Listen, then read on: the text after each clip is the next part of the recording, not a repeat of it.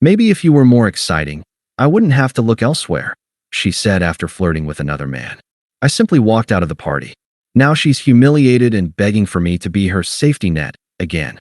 Hey viewers, before we move on to the video, please make sure to subscribe to the channel and hit the like button if you want to see more stories like this.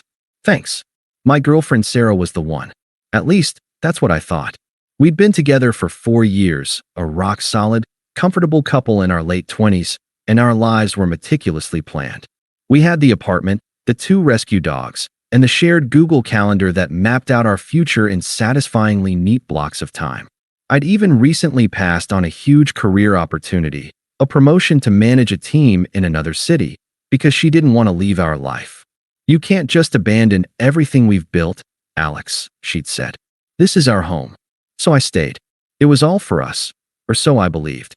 My world was built on consistency and commitment.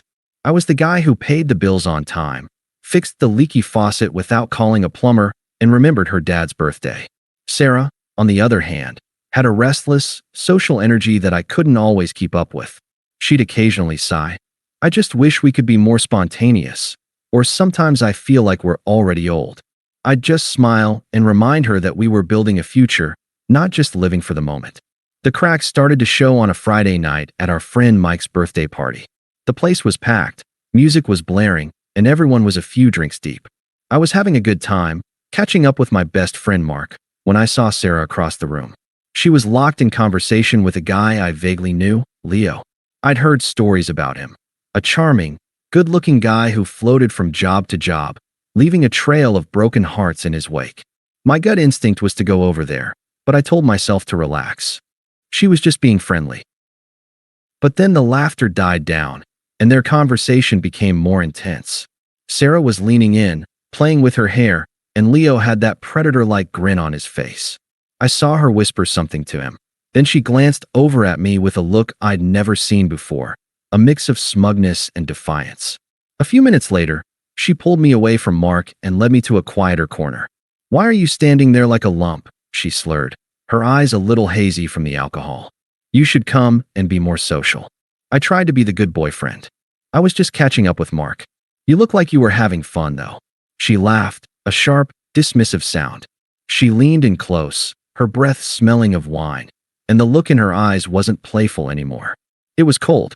"Maybe if you were more exciting, I wouldn't have to look elsewhere." The words hit me like a physical blow. They weren't a joke, they were a declaration. In that single sentence, she told me that my loyalty, my dedication, my commitment, all of it was boring. She had already been looking. A profound, chilling calm washed over me. I felt no rage, no desire to scream or make a scene. The person I thought I knew was gone. I smiled faintly, gave a small, polite nod, and said, "Excuse me, I need to get some air." Then I turned around, walked through the crowd, and left the party without a single backward glance.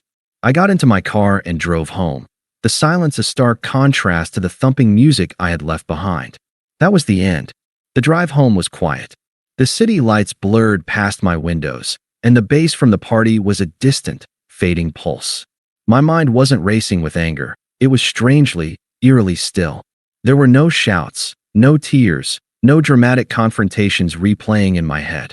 There was just a cold, heavy sense of finality. It was over. The woman who had sworn to build a life with me had just told me I was a means to an end, a placeholder until something more exciting came along. I had stayed for her, given up an opportunity for her, and in a single, drunken sentence, she had reduced everything I was to a punchline. When I got home, the apartment felt different. The air was thick with the weight of her belongings, a silent testament to a future that would never happen. I walked straight to our bedroom and started packing. Methodically, without emotion, I pulled a large duffel bag out of the closet. I didn't touch her things. I started with my own clothes, books, my toothbrush, the framed photo of me and my late father on my nightstand. This wasn't a fight. This was an evacuation. It was nearly 2 a.m. when I finished packing. I had just changed the locks on the front door, the solid click of the deadbolt feeling less like a chore and more like a period at the end of a very long sentence.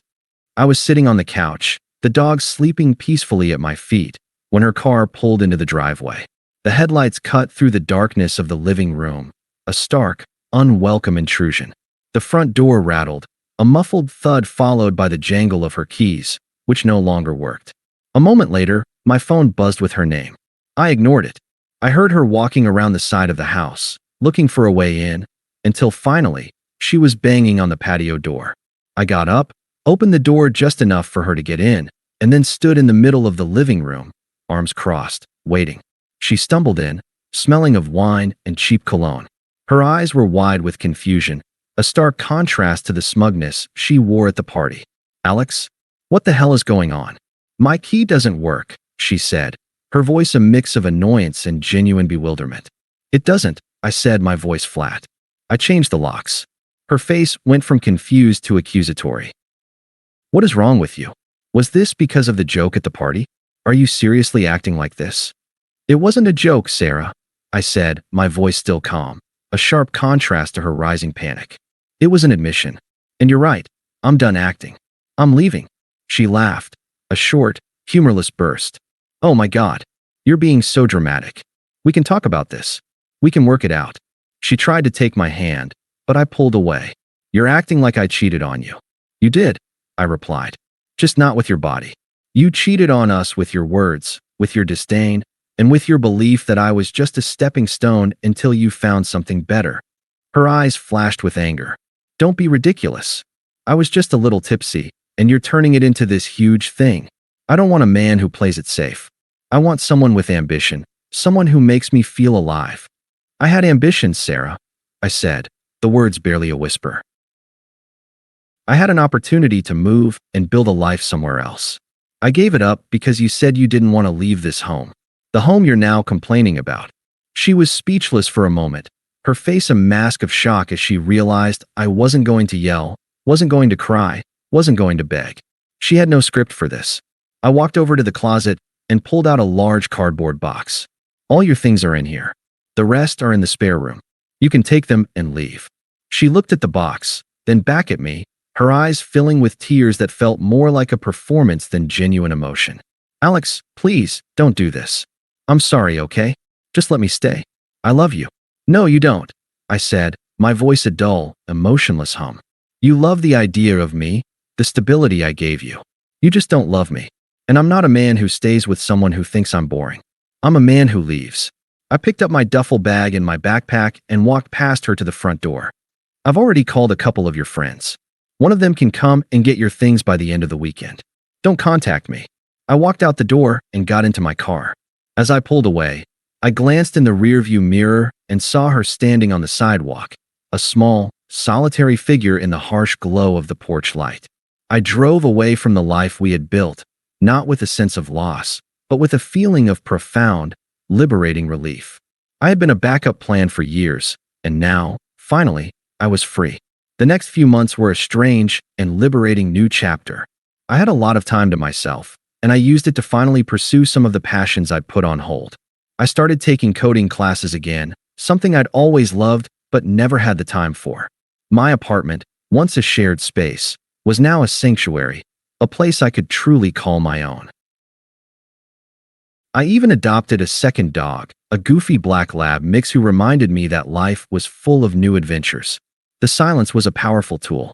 In the absence of her constant need for attention and validation, I found my own center. I wasn't trying to impress anyone. I was just living.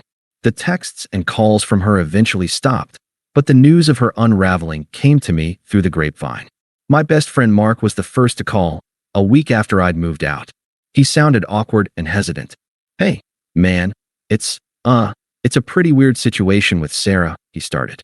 "Leo, the guy she was with at the party, he's apparently a massive player. I heard he's already seeing someone new." I felt nothing. No satisfaction, no anger, just a dull, detached curiosity. "Sounds like he's living up to his reputation," I said, my voice flat. Mark cleared his throat. "Yeah. Anyway, Sarah's been posting some pretty wild stuff online. A lot of woe is me kind of posts about how people aren't who you think they are. It's getting a little much, and a lot of people are starting to back away from her. That's her business," I said, and Mark let out a sigh of relief. "I'm glad you're not angry, man," he said. "I'm not," I replied, my voice calm.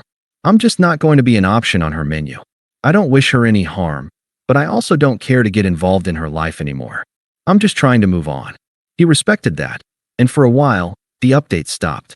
But then, a month later, her text started again from a number I didn't recognize. 10:15 p.m. Hey, just checking in. Hope you're doing well. I ignored it. 11:30 p.m. I made a mistake, Alex.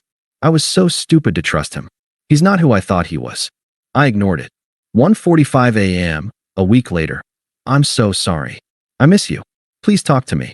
I need you. I ignored it. The messages became more desperate, then more unhinged. They started coming from multiple numbers and even a few fake social media profiles. 11:02 p.m. This is all your fault. If you hadn't been so boring, I never would have looked at anyone else. You're a coward for ghosting me. I didn't block her. I just let the messages come and go, watching them pile up in a silent, dead corner of my phone. It was like watching a slow-motion car crash from a great distance. I was a spectator in her downfall, and I felt nothing but a quiet, profound sense of peace that I was no longer a part of it. The anger had finally been replaced by indifference. The final confrontation came 6 months later. I was at my new apartment, a small condo I had bought and renovated myself with the money I had been saving to fund our shared future. It was my own space, a monument to the life I was building for myself. I was in my home office, finishing up a new project for work, when the doorbell rang. I opened the door and found her standing on the stoop. It was Sarah, but not the smug, confident woman I remembered. She was haggard, her eyes red and puffy, and she was wearing a stained hoodie that looked too big for her. She was a ghost of the person she used to be. Her eyes welled up with fresh tears as soon as she saw me. Alex, I'm so sorry. I know I shouldn't be here, but I had nowhere else to go. I've been calling and texting, but you never answer.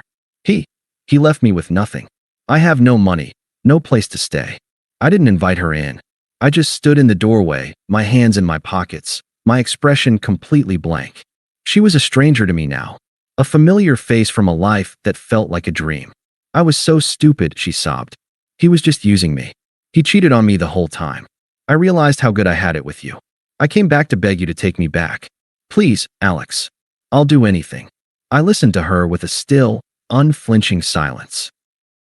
The emotions she was displaying, the guilt, the regret, the pleas, were just noise. The person she was trying to apologize to no longer existed. You're right, Sarah.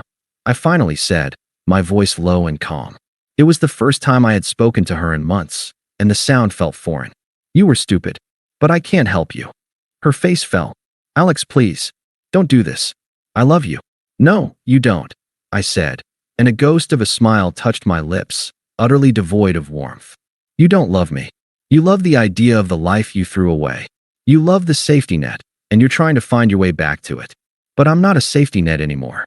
I took a breath and delivered the final, devastating blow, a statement that was not an accusation, but a simple, undeniable fact. You were right. I was never going to be exciting enough for you. But I've since met someone who finds me more than exciting. She finds me fulfilling. She's someone who values loyalty and doesn't have to look elsewhere. You were just a stepping stone for me, and I'm not looking back. Please leave and don't contact me again. I closed the door gently, the soft click of the lock sealing her out of my life forever. I turned around and walked back into my home, a home that was completely my own. I finally understood that she hadn't just cheated on me. She had given me the greatest gift of my life, my freedom. Thanks for watching. Make sure to subscribe to the channel and hit the like button. What do you think about this story? Share it in the comments.